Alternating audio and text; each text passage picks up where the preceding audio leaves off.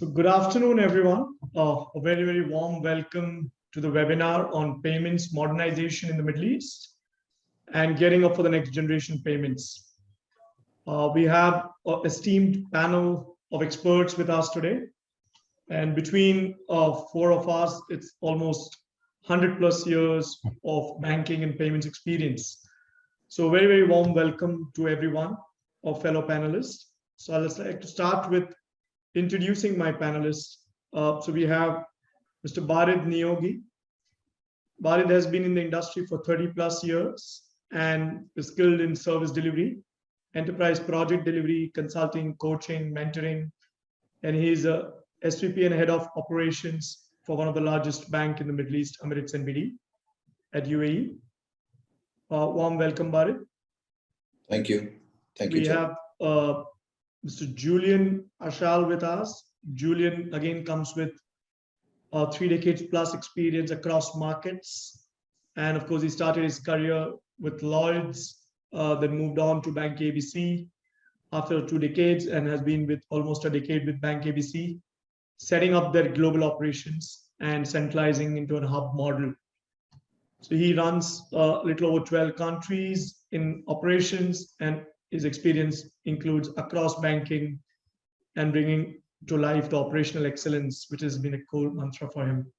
A warm welcome to Julian as well. Hi, Chetan. Thank you, everyone. We have Domenico with us. Now, Domenico comes with a very varied experience across markets. So, of course, he's based in London, but he comes with 25 years plus experience, and his experience goes back into European Central Bank, also participated, and he is a member of the Bank of England Standard Advisory Panel, as well as comes with unique knowledge of architecting payment solutions for setting up the railroads and payment infrastructure for the countries. A very, very warm welcome, Domenico, who is currently the global lead and payments innovation practice at Volante Technologies, which is one of the key fintech provider in the payments area. So warm welcome, gentlemen. Let me first start with welcoming our participants into the webinar with a poll. So we'll start with the first poll question and let's see what participants think. We'll give them a couple of minutes to vote. So the question is, which trend do you think is driving the payments agenda in the Middle East? And the choices are instant real-time payments, shift from cash to digital post-COVID, remittance and cross-border payments, or real-time reconciliations. So very interesting to see numbers of votes are rising. Almost 15% people have voted. Let's give them a minute. Sorry, I think panelists can't vote, so we'll have to wait for our participants to give us their perspective. So let's look at the outcomes because almost 60% of people have already voted. So I've just enabled the results on the screen, and almost 43% of believe the trend which is driving is instant and real-time payments with 43%. Shift from cash to digital is next big 29%, and remittance and cross-border 21%. So that's key areas we're going to be discussing a little later today. So Barid, let me start with a perspective coming from you, being the senior most in the region.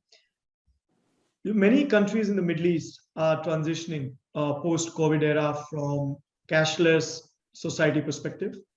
And today's consumers' expectation is big on instant and real-time payments, which you just saw in the poll result also. What do you think are the most important trends driving this next generation payments growth? Yeah, thanks, Chetan. I think, before I get into the trend, I think who's driving this trend? It's the customers who are driving this trend to begin with. And as you rightly mentioned, during COVID and that particular era, it started because there was a push that the customers didn't know where to go. And obviously, they demanded this. And the FinTechs, the financial institutions, and even the service providers actually came in to help. And that's how I would feel the trend started.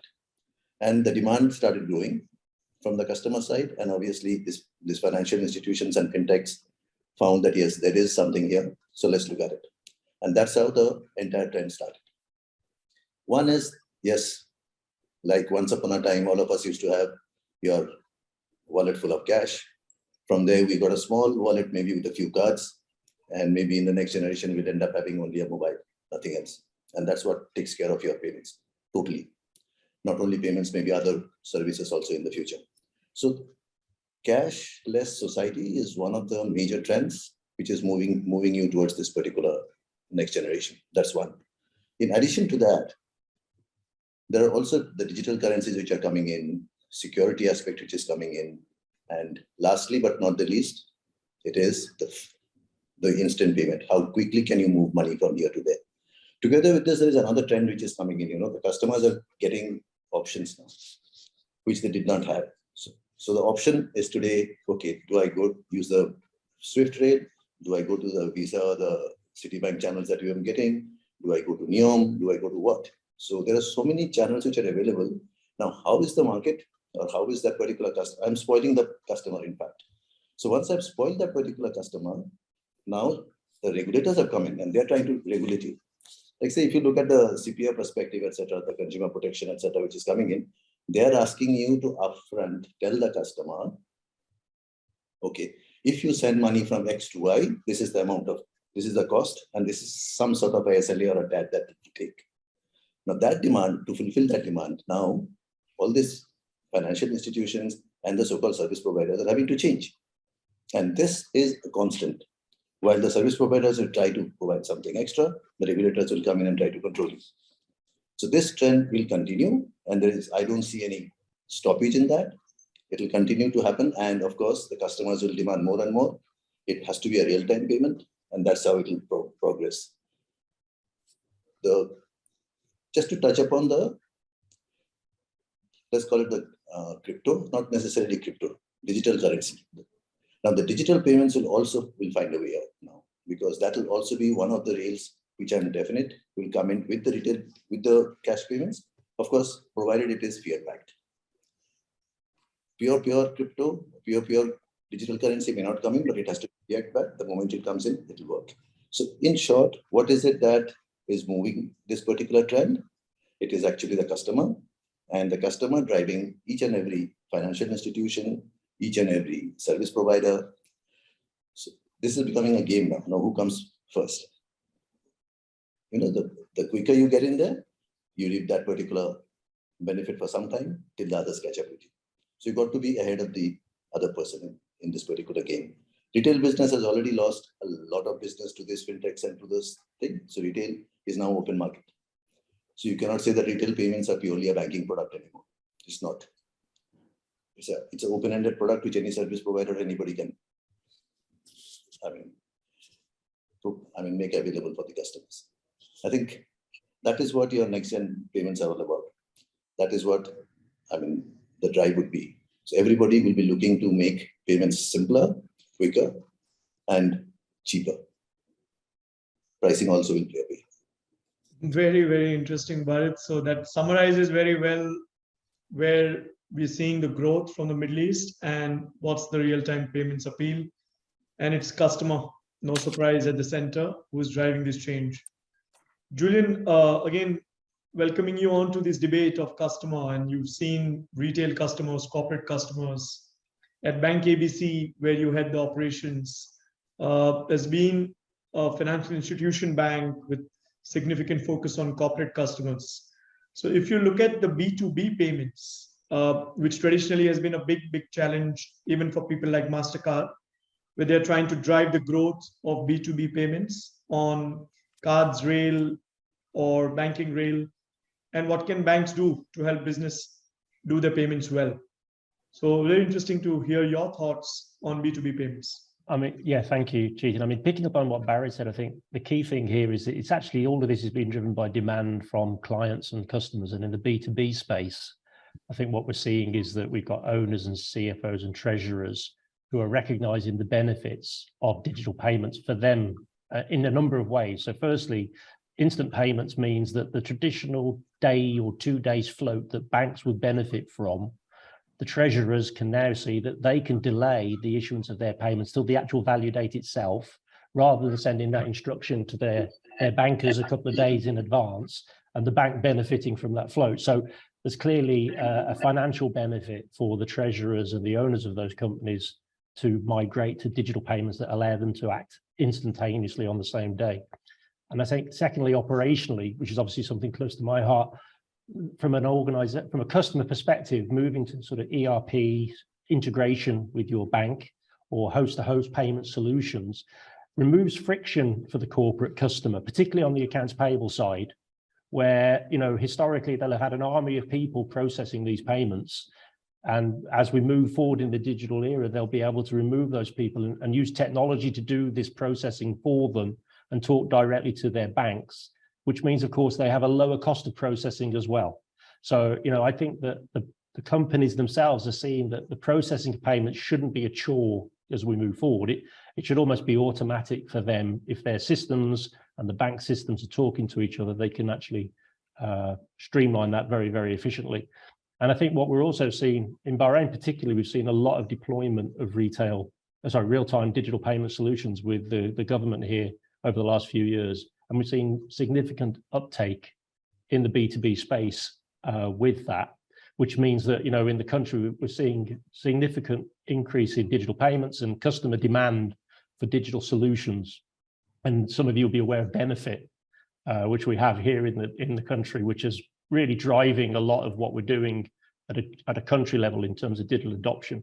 But of course, we've got AFAC and Buna as well. And I know Domenico is going to talk about that a little later. But those are other digital solutions that are now being sort of deployed regionally. And of course, we mustn't forget what's happening in the SWIFT space as a result of the sort of competition and the threat they've had from people like Ripple. They've introduced GPI. They're trying to make payments faster as well, so that, you know, the old days of sending a payment and banks sitting on the money for 2 days, that's gone. And we're seeing sterling cross-border payments now hitting our correspondent and their customer accounts in the UK, for example, in 30 minutes from when the instruction is hitting our counters from their ERP system. So there's a lot of things driving the sort of the demand for digital payments, and a lot of benefits to the customers themselves. And as Barry said, as banks, what we first got to do, I think, is we've got to listen and understand what the client's needs are. And we all talk about innovation, but I think we've got to co-innovate with the corporates and understand what their requirements are, because what we're finding is every corporate has some slightly different requirement, and each of those things is meaningful, but it's very difficult for us to necessarily bespoke those for everybody. So talking to all your customers and trying to understand what they want is I think, the first thing. And then building platforms, as we're deploying a digital GTB platform as a service, so that they can access those payment channels and those payment solutions that they want. And then we mustn't forget the training, because as I mentioned earlier, if we're going to integrate, we need to make sure that the staff at the corporates know how the systems work and can maximize the use of automation. So I think it's incumbent upon us as banks to train our customers and their staff so that they can maximize the benefit of that relationship they have with us. So there's a lot happening. And it's, you know, it's really exciting time, I think, to be involved in payments at the moment. And Julian, if you have to look at what can the banks do differently beyond convincing the treasurers and putting up a platform, would there be an advice you have out of your experience, because Bahrain has been way ahead in some of the payment initiative? I think really it's about providing the technology that allows the customers to understand the benefits that they can derive from using digital payments. You know, in the region, I think we talked offline earlier, that in the region, there's still a tendency to rely on manual payments. You know, small companies generally don't like delegating authority to staff and making payments. And obviously with digital solutions, you have to do that. It's not, you can't wet signature a piece of paper. So we've got to get people comfortable with the risks and the management of those risks and how systems protect them and how the bank sets those solutions up so that they can sleep at night and not worry about people sending money instructions out of the companies that they aren't happy with or that they don't want to go. Very interesting. So moving to Domenico, you have a very, very different experience compared to bankers and consultants at the central bank. And if you have to look at the whole cross-border payments at the global level, from a market readiness perspective, interoperability perspective, and if you can also, you know, lay out what you've seen as challenges both from regulator and financial institution perspective, while implementing the real-time payments, because Europe and some of the other markets have seen these regulations coming a little earlier than us due to PSD2 and other compliances. Yeah, Chetan, thank you. I think that is an interesting question. And by the way, I was listening with a lot of interest, Barry and Julian talking about their experience from their perspective. And I think that I will try to complete the picture from my experience according to what you said. Let's start from, I mean, the last cycles. So Amsterdam a couple of months ago, and the new G20 direction cross-border payments. So you know that the world is embrace new digitalization, and the customer's experience now is changing the end customer expectation for the service the bank is going to propose. We see that there are closed group, and I mean Julian mentioned, and talking about Ripple and others, and we are not here to decide what is better or what not.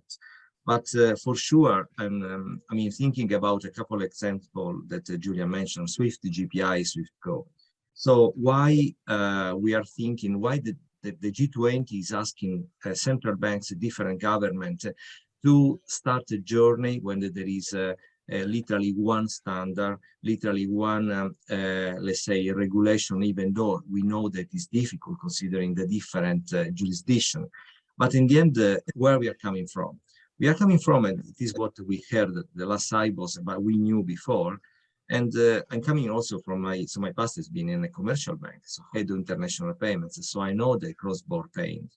When we talk about high cost, limited access, so in terms of a lack of interoperability, low speed, but also insufficient transparency in terms of data, I think that you mentioned before, but also Julia, data and the money that are traveling with the bus of a message. So all of these, we try to understand, first of all, where the problem is, how to fix the problem. I mean, we know that there are some closer groups now that are short in the time, and they are also being more, they are cheaper than the normal cost of the transaction of the cross-border payments that I think today is between $25 and $40, and the timing between 2 and 7 days. So you mentioned that, I mean, I'm the advisor of the Standard Advisory Panel in the Bank of England for the renewal of the new payment architecture. Nothing really different from the NPSS in the Middle East and what is happening in the US. But here, the message is just one. So trying to give transparency, visibility, interoperability. So trying to help every financial institution to be competitive, to have access to services. And this is why, I mean, services like Swift GPI are taking off, but also becoming common, but not really because the regulator is asking today to join some services or services need to be mandatory, but it's the customer's experience. So it means that having a cross-border payments product or service that allow me to track the message. So it means that when I initiate a payment, I can provide to my clients, it could be a private client, could be a corporate client, with all information he needs to know, or she needs to know when this payment will be credited in the beneficiary account. You know that, I mean, I'm not working for Swift, but at the end, we have all messages available to track the message, to provide information, and in the end to have a what is very important today, electronic reconciliation. That is another big pain. So the back office on the bank side, that is why costs are higher, and there is the timing is very long. So what I see in payment different regions like Europe, between European Central Bank and the EBA clearing, there is a sort of interaction with the local, let's say, oversight regions, like, for instance, in Middle East with BUNA, when the real-time payments in Europe TIPS has been integrated with the local real-time payments. Based on what? Same standard, ISO 20022, of course, different regulation, but trying to create something that is fluent and is going to reduce at least some of the pains that I described before. Another initiative between Europe and TCH, so US, is IBX. This is a new cross-border payments, real-time multi-currency payment that is being built between RT1, so EBA clearing, and the RT1 is the European SEPA compliant real-time payments, and TCH in the US, where the real-time payments are becoming now the normality. I mean, in terms of the scheme. And then there are other initiatives here in the UK. There is a strong monitor of the real-time payments and what is happening. We know the experience in Asia that they are really already 1 or 2 steps ahead, generating something that is, let's say, compliant. So, in other words, what I see at the global level, thinking about the clients we are supporting, but also the institutional table where I'm sitting, is literally the willing to listen to the directive coming from the G20. But, and I think that Julian said very well, the customer's experience. So what you can build on top of the regulation of the standard, so services. And this is why it's very important. Right? That is where I'm focused. Thank you. Very, very interesting. So it's time for the next poll, and looking at the participants' perspective on which they believe is going to be the biggest challenge in implementing the next generation payment system in Middle East. Because Middle East always have adopted technologies quite quickly, and the governments are quite progressive in the way they look at, because they're building infrastructures most of the time from scratch. They don't have a previous legacy to handle. So again, looking at technology barriers is one of the challenges, security concerns, regulatory changes, and customer skepticism, which generally is not a big challenge in Middle East. But let's wait for participants to vote, and in a minute we will see that outcome. So I'm just making the outcome live. And again, no surprises there. So participants in webinar believe that regulatory changes is going to be the biggest challenge in implementing the next generation payments. And that brings us to a very, very interesting aspect. And I'll go back to Domenico, to you, given your very interesting regulatory insights, that most of the time when real-time payments is introduced, some countries have made it mandatory, where some countries keep it optional when it comes to overlay services, paying through mobile, paying through alternative mechanisms. So how do you regulators seize this, and what kind of implication it has on a growth of payment schemes like Buna or any other experience you have? Yeah, I'm happy that you're asking this question to me, because I mean, you know, I'm working for regulators in the end. So I feel on one side guilty because I represent financial institution, but in the end, I try to find a positive aspect. And to be honest, it's not difficult. Why? Because I'm coming from my personal experience at the European level, when maybe 15, 20 years ago, the big regulation came into force, the PSD2, PSD and then PSD2. And I think that they said everywhere, but so they said, Domenico, you're going to be boring, but in the end, it's the reality. So what's happening is we tried to be compliant with the new regulation, being scared that we need to be compliant, missing what? All the benefits coming from the regulation. So new PSP that we are able to offer new services. But we learned the lesson. So what I mean is, of course, financial institutions today and payment providers they feel the pressure of the regulation, because they feel they need to comply with something that is happening in the market, and of course is very important. You can't decide, you just need to do. But on the other side, with the right solution, with the right consultancy today, it's possible to build new services. It's possible to get benefits from the regulation. And by the way, the regulation is not coming from someone that is sitting in the room thinking that no idea what is the payment ecosystem. All the regulators today, they really know, and they're really involved in the payment ecosystem. They are involved, like here in the UK. So the regulators is working with the government, member of the merchant, corporates at the different level, financial institution. So the new regulation is coming from the consultation from all the stakeholders involved in the payment ecosystem.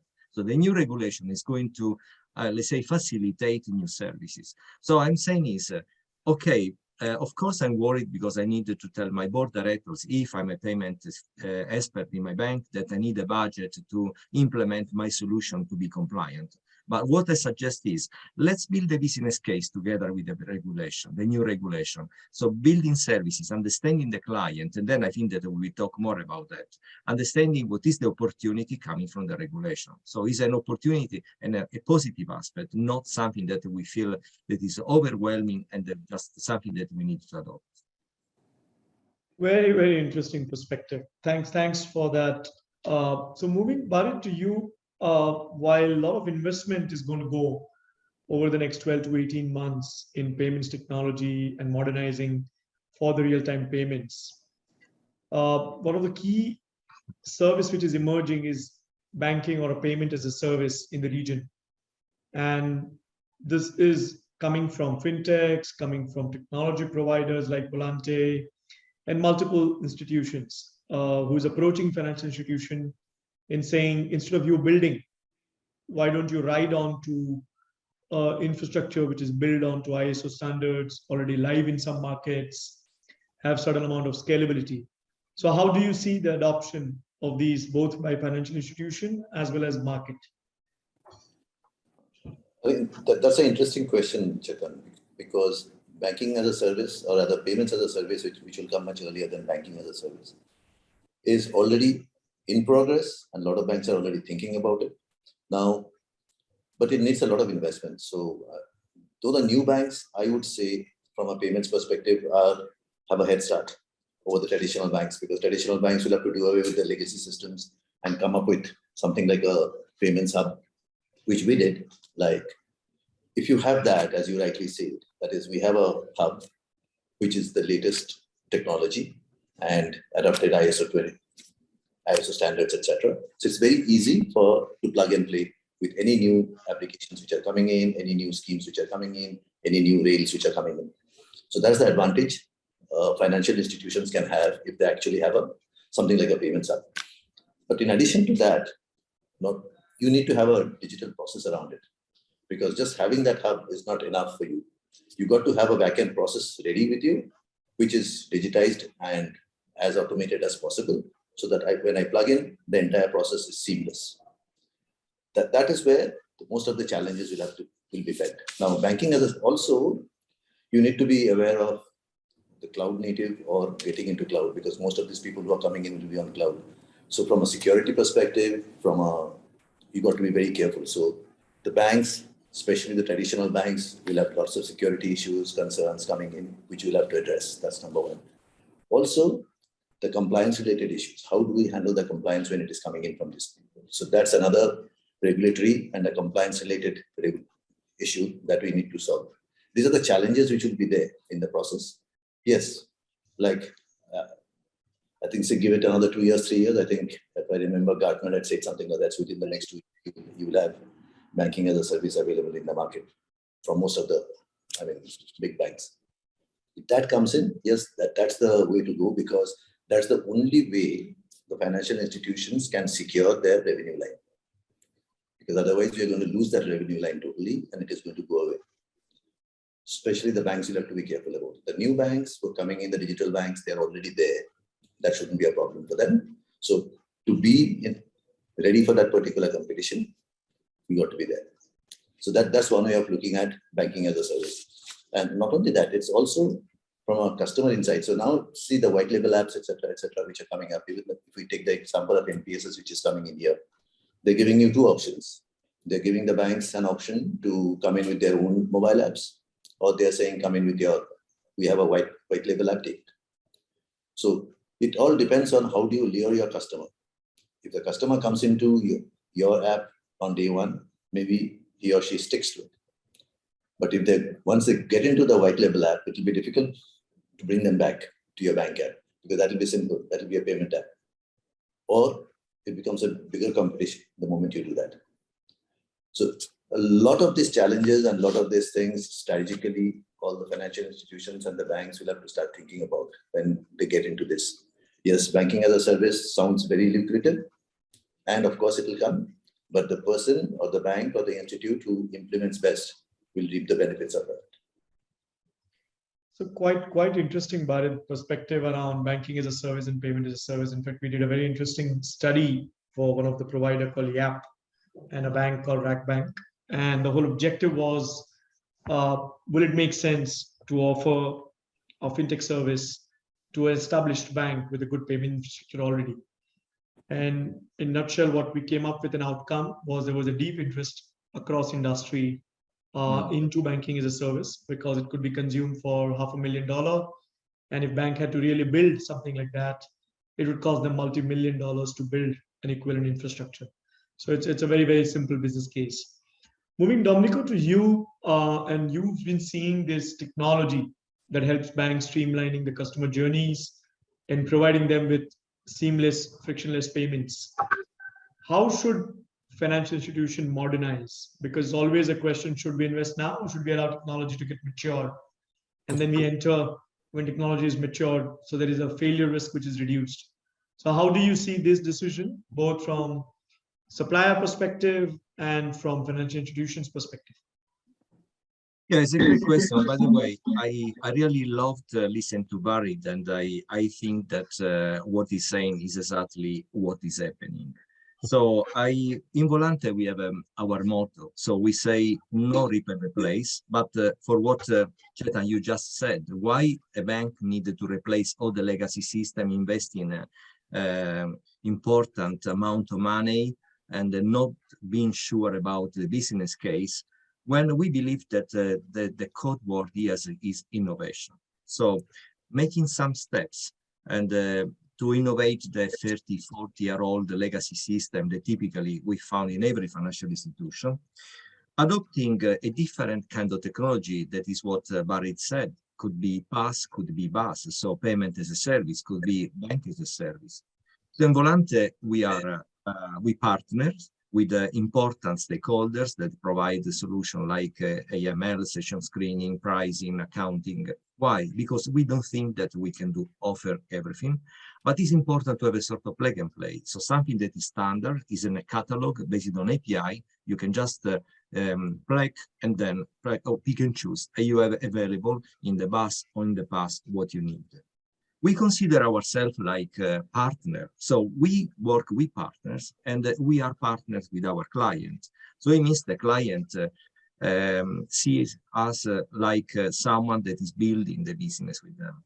And this is why some of our clients in the last 5 years became our investors. So it means that they are happy with our service. We make mistakes, but at the same time, we do something to improve what? Trying to move the needle of the investment from operative cost to CapEx, so investment. How? When you have a payment as a service, you get rid of, as a financial institution, you get rid of all your, let's say, infrastructure and all things that are working at home. And you stop buying a black box to what? Satisfy the tactical need coming from the regulation, from the market experience. So everything is there as a PaaS or as a BaaS. So we have partners that, of course, offer other services where we are integrated. So let's say that in 7-8 weeks, a bank can be live with some services. And this one is very important. But coming back to what Julian was saying about the customer, it's very important, the customer segmentation. So it is where we invest a lot of time with our clients, having workshops, having training, and I think that Julian said before. So having all the awareness you need to build services on top of the business of the bank. And when is the case, building a new business model, when it's possible to get new fresh revenues coming from the new technology, the new opportunities in the market. So it is our, say, DNA, our added value. It is the way we see the market, and it is the way we feel that banks should invest in the new payment new generation. Very, very interesting, Domenico. And moving to Julian, to you on the perspective, while a lot we spoke about building the next generation payments and building payment as a service or BaaS as a service, many a time it goes back to very supporting technologies like digital KYC, verifications, anti-money laundering, real-time fraud engines for instant payments, because you really don't have a second chance to validate it post facto, and enabling the security and boosting, because you just saw how important security was in driving next generation payments. So you've seen this little ahead of many of us in Middle East at Bahrain, thanks to Benefits Company bringing in real-time payments a few years back. So how do you see digital eKYC, real-time checks, and enterprise fraud engines and their roles in supporting the real-time payments?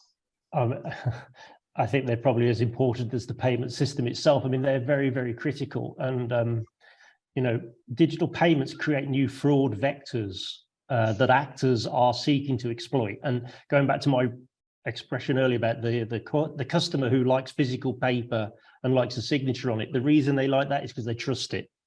And if we're going to get people to adopt digital payments, we've got to create the environment, the security framework that allows them to trust them. Because, you know, a digital payment typically means instant execution and delivery. And therefore, it's much harder as a bank to get a customer phoning up an hour later saying, someone's debited my account and can I get my money back? Because typically we won't be able to get the money back, it's gone. So it's much harder for us to recover funds where there is fraud or where perhaps an account takeover has happened. So I think, you know, the supporting components of the infrastructure around digital payments are equally as important, if not more important, because we've got to convince that customer that likes to do things manually and walking into a branch or sending his fax instruction to his relationship manager to let go of that costly, slow process and self-serve on a platform where he can get instant messaging from his customer at the other end that the payment has been delivered securely and safely. So, I mean, you know, if we look at it in two ways, you're right about the changes we've had here in Bahrain have allowed us to sort of experience this a little ahead of other countries in the region. So, I mean, firstly, onboarding and digital verification, we've had enormous success. And I'll talk a little bit about our ILA digital retail bank, where we launched that just before COVID hit in 2020. So we launched in November 19. And the adoption that we've seen as a consequence of the ability for customers to very, very quickly, in a matter of 2 or 3 minutes, digitally on board with us, and then to be granted a virtual debit card straight away, has been, you know, far beyond our wildest dreams in terms of a business model. It's been an amazing success. And I think it's the comfort that the customers have in terms of being able to digitally onboard, and we can then show our regulators that we can access things like eKYC portals that the government here has set up to allow us to verify the authenticity of the customer. It means that for 97% of our customers, they can onboard within a matter of minutes. Yes, there are risk criteria. That means that perhaps we've got a higher risk customer that we need to physically identify. And, you know, we've tried to minimize that, and they may have to come into the office to meet with us briefly just to verify them in a physical manner. But, you know, largely the digital bank on the retail side has been a huge success, I think, because of the fact that we're able to verify people's identity and onboard them. And then linked to that, of course, we've got the ongoing sort of controls within the apps that we've launched in terms of multi-factor authentication, which also then gives customers comfort that they are using a secure channel. Of course, we've got actors out there trying to exploit that, and there are examples in the market where actors are trying to get people to disclose their OTPs by sending SMS messages. And of course, this again goes back to training and awareness. We've got to do everything we can do to keep customers informed of all of the latest attack vectors that the actors are trying to use to break the controls that banks are putting in place to protect digital payments and digital platforms. And then you mentioned fraud detection. This is an interesting one because for years we've had real-time fraud detection on card payments. For those of us that are involved in the card industry, you know, we know that there are systems out there that will look for unusual patterns of behavior on cards and will stop the transaction, or you'll get a phone call to ask if this is you doing the transaction. But deploying that across payments is something new. And there are now companies out there using artificial intelligence and trying to find solutions that allow us to allow digital payments to happen, but also spot where there might be something unusual or untoward and alert the customer and alert the bank so that we can triage that and check it before the payment leaves the customer's app or the customer's account. So there's a number of things there happening at the moment. And of course, I think the central banks themselves are helping in this space, because going back to Domenico's point, regulations aren't there to stifle innovation. They're actually there to help us innovate, yeah, because they create the rails within which we can operate. So, you know, we obviously have to make sure that we comply with payment standards, but I think central banks are also very supportive in guiding banks on minimum standards and minimum controls that they should implement to protect not just the bank themselves, but obviously the country and the country's adoption of digital payments.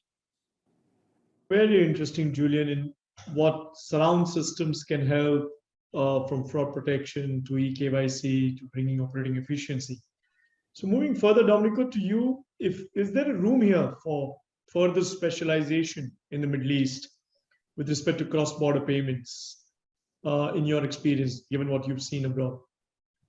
I mean, starting from the last things that Julian said, so central banks are not trying to introduce the new regulation to protect themselves, but all the payment ecosystem, so the region and the jurisdiction. And I think that if we understand this, we understand that, of course, there is a lot of room to create opportunities. What I think is, and again, I want to be clear, I'm not judging, but the closer group that we see today are maybe okay on the tactical short-term solution. So there are, of course, coming from trying to mitigate all pains coming the cross-border payments. But the long-term picture, when we say long-term, it means that 24, maybe 25, the G20 direction is becoming a sort of regulation itself. So government need to do something, and is already happening. So why don't think about specialization right now? Why don't thinking about how we can reduce pain, start working together on what is coming from the regulation as a rail, using Julian words. And I mean, if I wanted to share with you some important data coming from a recent survey. So there are financial institutions, 33% of them are really worried about the reconciliation, because they think there are no solution in the market able to create the sort or to short all the costs coming from the back office for lack of real-time reconciliation. And you know, we are introducing ISO 20022 everywhere in every payment ecosystem. So growing data format, aggregation of data, data analytic.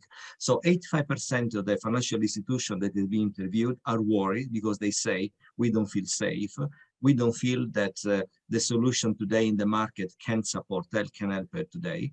And then the financial control, again, I think that 75% of the financial institutions that we interview, they think they are still using local solution based on, running at home on premise, that of course are not aligned with the new regulation. So what it means that, again, in the short term, the solution we have are working because they are going to satisfy what we believe is the customer experience. But in reality, let's try to see the landscape in the long term, so the next 3, 4, 5 years, and what the regulator coming from the G20, central banks, together with the working groups, so technical infrastructure, are building to facilitate and to mitigate all these pains. So it is where Middle East could focus. But to be honest, already supporting some clients that we have in Middle East, in Bahrain and Buna for Middle East, NPSS is already happening. So they are trusting us in the name of the partnership that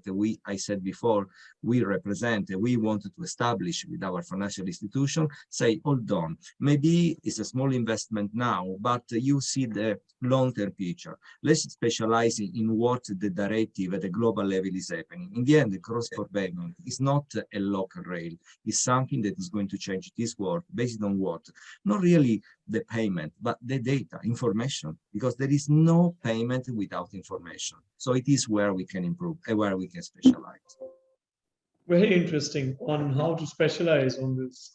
But just when you look at the regulations in the Middle East, and of course, central bank is changing fundamentally in UAE the nature of payments, and bringing in PSS in the coming year, with all the banks mandatorily will have to comply, either with their own app or through third-party app.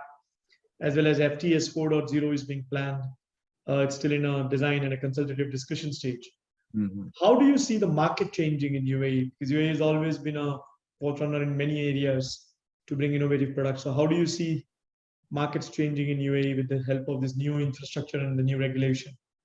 Yeah, well, thanks to your help, because you gave me some information on the NPSS in terms of detail that I need to make a sort of comparison. What I did, I saw the MPA here in the UK, that is a new payment architecture where everything is changing, real-time payments, request to pay, and electronic checks and so on, together with the NPSS program. And you see that or even the deadlines sometimes are going to match. So what means this? For financial institutions that still think that the PaaS in Middle East is not allowed is a fake news. The regulator is working on this. It never said it's not allowed. In this time on the bank side and the financial institution side, the central bank side, to understand and make the system, the environment safe. It is where the regulator, the central bank is working. And I've been recently in an interesting conference with the central bank that confirmed this. So what I'm saying is, let's be open-minded, trust more the regulator, the central bank. For sure, also thinking about what Barid was saying before on the BaaS and I had on PaaS. The solution is there, is in the cloud, and but of course it takes time. But we are getting there, and I believe that we should be less skeptical or the new technology. And I confirm, because I'm involved, that the central bank in general and the regulator is going there. So the payment is a cloud. Get why? Because in this way, when a financial institution is investing less and concentrating less in technology, can concentrate more in their client, building services, and leaving the payment as a service to someone that has been like a fintech, like us, but we are not the only one, that is going to look after the SLA and the, let's say, reconciliation, everything needs to be done. So financial institutions needed to take back control of their clients, creating new business, a new business model to satisfy their requirements.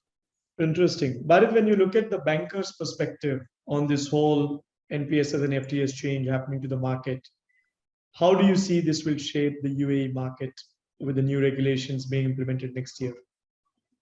I think that... Just hold on. The question is for Barid, yeah? Oh, sorry.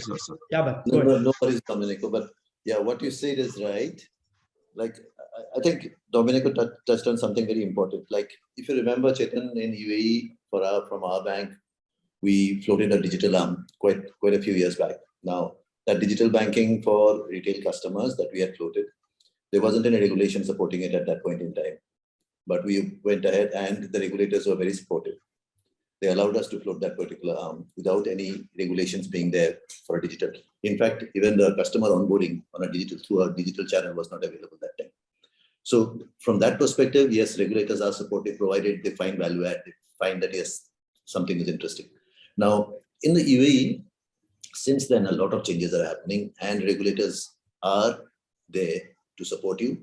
And in certain cases, they're ahead of you in trying to implement something and getting into the regulations so that it supports you in doing, business, innovation, etc. Like if you look at it, first, what came in first? I think the item which came in first was FTS. Yeah, no, the stored value regulations. I think the stored value regulations came in something like 2020, right? And then post that, they brought in the retail payment system and the large value payment system. So those are the regulations. So they gave the regulations to the financial institution and the market and said, go ahead. So to that extent, and then they came up with the retail payment services and card schemes. So one after the other, they're coming in with the latest regulations and new regulations to make sure that operationally, we don't have a problem. It's up to the banks now, innovate around this particular regulation I've given you, go ahead and do it. And if you want any changes, of course, you can always come to us. In addition to that, there's another additional thing in UAE, which is there, which is a very, very, very active, I would say, Banks Federation, UBF. Now, this UBF has multiple, sort of committees, operations committee, payments committee, etc., etc. So these people are also very active. They are representations of the banks who are actually going and telling central bank, why don't you do this? Central bank is also coming up with regulations from time to time, which they give to these particular committees for review. before they actually implement, so that they actually get the market perspective upfront beforehand, So from that perspective, central bank out here or the regulator out here is very, very active and very proactive, and they're willing to change. That's a great thing to have, And that's one major thing. Another one which I think Julian was talking about was, from a segmentation perspective, like say, the type of the customer segments that comes to the banks. The young generation, they're very mobile savvy, computer savvy, technology savvy, and they prefer it that way. But they're not necessarily the moneyed people who come to your bank. Okay, so the moneyed guys are still the little older people who are not necessarily the computer savvy guys. So how do you distinguish them? So while at one end the banks and the financial institutions are moving real fast in catching this particular bus on these rails, but we cannot forget this older generation who actually have the money and the bank is running around them. So that's something we got to think of also. So whenever an institute comes up with a new innovation or a new scheme for something, they cannot forget their older generation also, because this gap will continue. Today we have the gap between these people and that people. Maybe after another 10 years, you will find the gap is still there, but the people are different. The good news, Barrett, is that we are those people. So, Julian, that brings me to you. And recent SARIE spoke a lot about CBDCs and digital currencies, which is supposed to be the next 3 years for banking system and most regulators. How do you see impacting the payments and the next generation real-time payments which is coming along? I mean, it's a really good question. As you rightly say, at SARIE this year, there was a lot of talk about CBDCs. And I think we've all seen it in the market. I mean, Venezuela adopting Bitcoin as a national currency was probably the first that we all saw. Tesla accepting Bitcoin for payment for vehicles. So, it's becoming mainstream. And now, as you know, we've got Nigeria that's introduced digital currencies. India has got a proof of concept in place at the moment. And at the at SARIE, we've been told there's over 50 governments talking about central bank digital currencies and adopting them.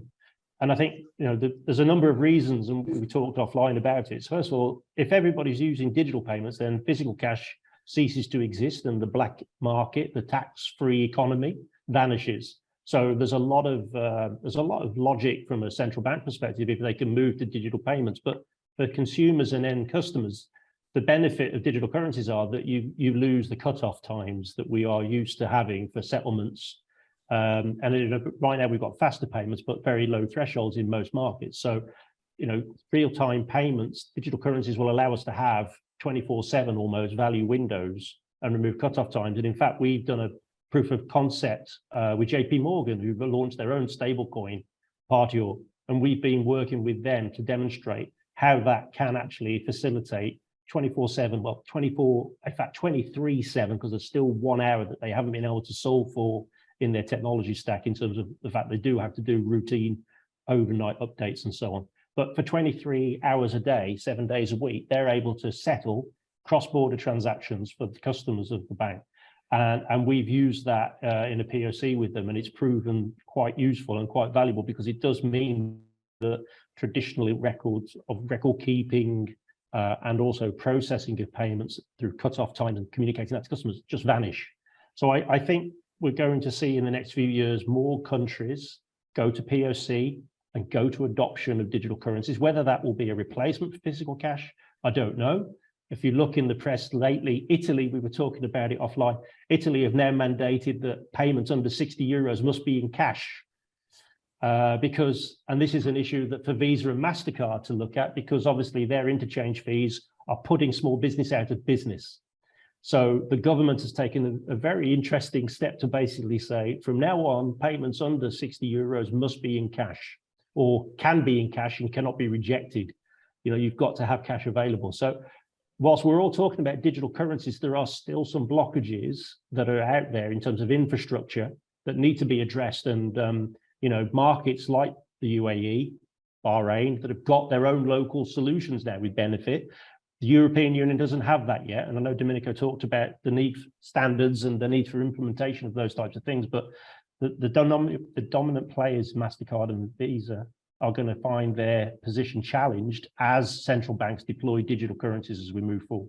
So I think the next 3 or 4 years, it's going to be a very interesting time to be working in the payment space. And we're going to see a lot of these deployed either as proof of concepts or even more widely across markets. Very, very interesting, Julian. So that kind of clearly highlights the CBDCs are coming, and they're coming with a lot of volume growth on real-time payments. I think it's time for our last poll. And again, I'm just making it live. But what's the biggest benefit of this next generation payment system? And the choices include improved scalability, reduced cost of operations, which of course it will drive enhanced customer experience, which we spoke a lot about customer, and improved security when it comes to the next generation payments. So when I think most of people have, I think, voted now. So let me just make the poll live, and almost close to 71% or 67% of people believe it's enhanced customer experience, which is a primary value proposition, speed and frictionless, and reduced cost of operation comes next, followed by scalability. So I just will go around the table for the last question, and what you believe is the benefit from your perspective as a financial institution, Julian. That's one single benefit from next generation payments your bank or you will like to look at? Yeah, I mean, what we've seen as a result of the success of ILA is the customer experience benefit. And to Barry's point about the younger generation, we were quite surprised to find that the average age of our customers for our ILA bank actually is in the low 40s. So I think, we kid ourselves when we talk about the younger generation. There's a lot of older people out there who are embracing technology because it's simple, it's easy. We all know how hard it is to go and try and find a car parking space at a branch when we want to make a payment, So we don't want to be doing that. We want to be able to do it from the comfort of our own home, from our office, whenever we are. We want to be able to just tap on our phone and make that payment. So I do believe the biggest benefit that banks can propose or present to customers is the experience. And certainly if you can make your access to that solution very easy and intuitive for customers, so they haven't got to search around on the app and hunt for how to do things, you'll find that customers will flock to your solution. Yeah, I think that's interesting. But any last words from you in terms of what you think is benefit which banks and financial institutions should look at? Yeah, I think to stay relevant, innovation will have to be there. So if you are not innovating, you are not relevant, and very soon you lose out the entire market. So innovation and coming up with new products, coming up with new schemes, coming up with how best you can serve your customers. Of course, that adds on to what Julian said. If you are not innovating, if you are not ahead of the game, you don't have any customers. Interesting. And last word, Domenico, from you on what do you think is a benefit either from financial institution or from supplier perspective? Yeah, I will answer with an example. I love cooking. Anytime I prepare something nice for my friends, it's not just the single ingredient that make the nice recipe, but it's the combination of the right ingredients. So I think that is something in between what Barry and Julian said. So customers' experience, changing the regulation, and trying to understand the pains that things are not still working, needed to improve. And of course, the speed and cost. So all together, we need to work all together, and then we have a successful recipe, and then a nice meal to celebrate.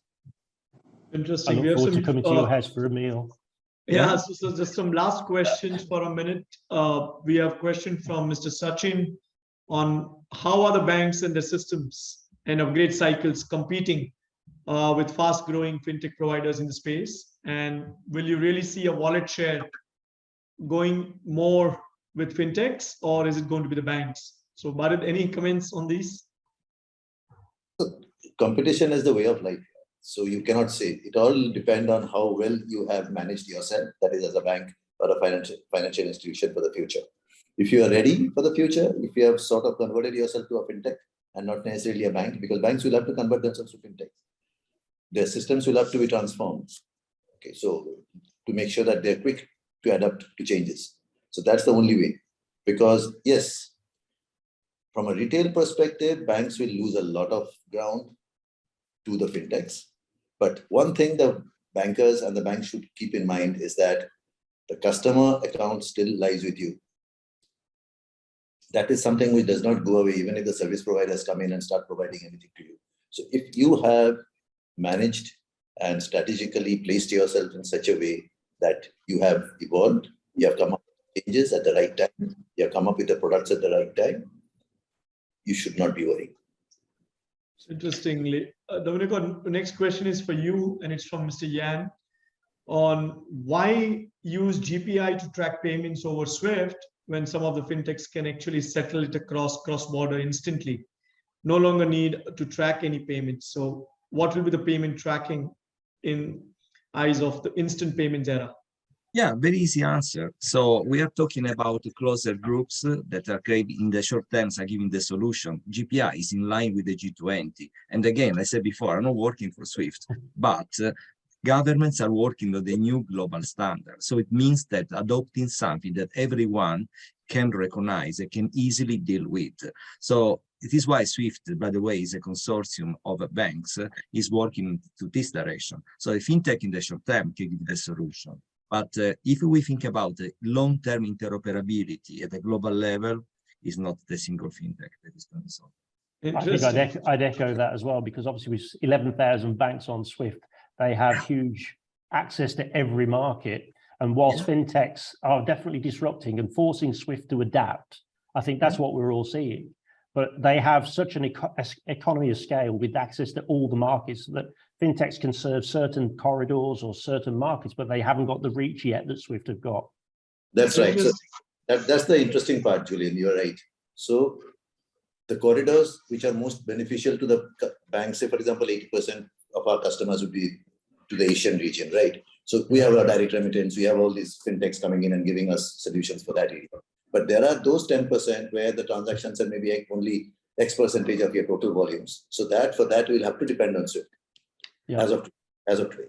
Interesting. Last question, Julian, for you on the CBDC will be adopted how easily when the problems around tech adoptions among the people across countries, and some of the countries may not be able to have computers yet.